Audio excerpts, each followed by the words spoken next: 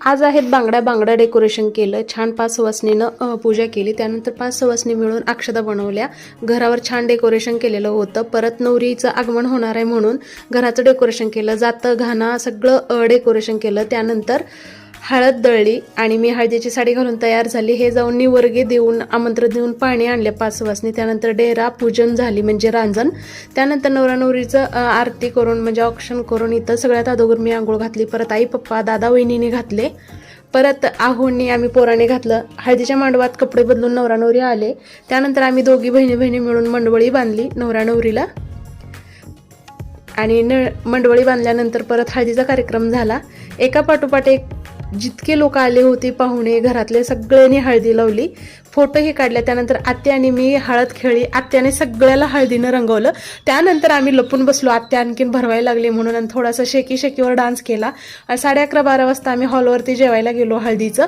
घरी आलं, छान असं डेकोरेशन होतं आणि मग परत झोपलो। सकाळ उठून सडा रांगोळी झाली आणि लग्नासाठी पार्लरमधून छान असं मेकअप केला नवरीनं मी।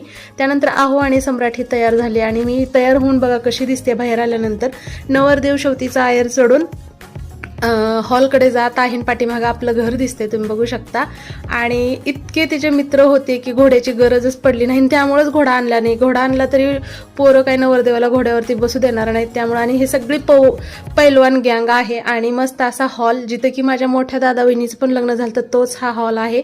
छान अशी नवरीची एंट्री झाली, नवरा नवरीची आत्याने आत ओवळणी केली। त्यानंतर फायनली अक्षता पडलेली आहे। त्यानंतर जे अक्षतेनंतर विधी असतात तर इथं तेच विधी चाललेले आहेत, ब्राह्मण काका करून घेते। त्यानंतर हे माझे 2 वाघ आणि जेवणामध्ये काय काय होतं तुम्ही इथं बघू शकता। स्वीटमध्ये होती बालुशाही, त्यानंतर वसंगळीचा कार्यक्रम चालू आहे म्हणजे सोनमुख, आणि छोट्या मेहुण्याने नवरदेवाचे कान धरले आणि रुखवत दाखवायचं मी विसरणारच नाही। तर सोपा आहे, पलीकडे माणसं बसली होती त्यामुळे मी सोपा नाही दाखवला।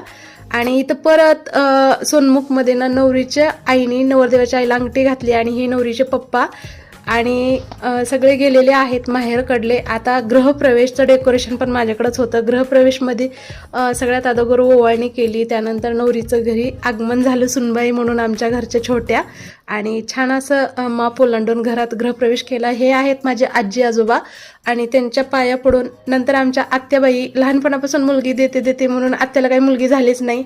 नवरदेव असा पाय धरून बसला की लग्नाचा खर्च तरी द्या। त्यानंतर हे माझे दिदी आणि भाऊजी पाया पडल्यानंतर पैसे हातामध्ये घातले। त्यानंतर आला माझा नंबर। आहो तर नव्हते, आहो थोडं लवकरच गेले होते गावाकडे, त्यामुळे माझे एकटीच होते। त्यानंतर हे इथं गोपा गोपी आणि काकण सोडायचा कार्यक्रम आमचा चालू आहे आणि इथं पाळणे म्हणणं आणि लगेच 2-3 दिवसानंतर सत्यनारायणची पण पूजा झाली। असा होता लग्नाचा